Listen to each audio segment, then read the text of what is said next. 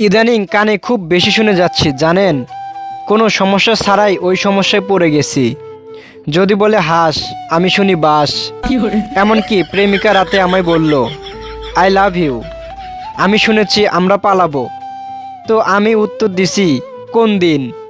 প্রেমিকা ভাবছে আমি তার আই লাভ ইউ কথাটা ইগনোর করছি, সঙ্গে সঙ্গে তালাক দেয় আমাকে। অর্থাৎ নাম্বার, ইমো, মেসেঞ্জার, হোয়াটসঅ্যাপ সবগুলো থেকে ব্লক দেয় আমাকে। কষ্টে বুক ফেটে হাসি বের হচ্ছে। মনে মনে ভাবছি প্রেমিকা মনে হয় কানে বেশি শোনে। বললাম একটা আর বুঝলো আরেকটা, শালি বয়রার ঘরে বয়রা।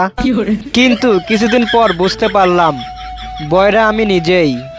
বন্ধুর বোনের বিয়েতে গেছি দাওয়াত খেতে। মূলত অন্য সময় বন্ধু আমায় খুব কেয়ার করে, কিন্তু আজকে বাটপাড়ের কাহিনী দেখে এক বুক অভিমান হলো। আমি তার বাড়িতে আসছি, অথচ আমাকে 1 মিনিটও সময় দিচ্ছে না। একটু পর পর এসে শুধু সিগারেট নিয়ে যাচ্ছে।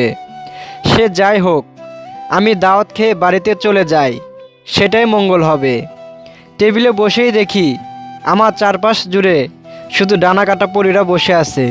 এটা হলো ভিডিওর প্রথম পার্ট। দ্বিতীয় পার্ট পেতে চাইলে অবশ্যই আমার এই চ্যানেলটি ফলো করে রাখুন। ধন্যবাদ।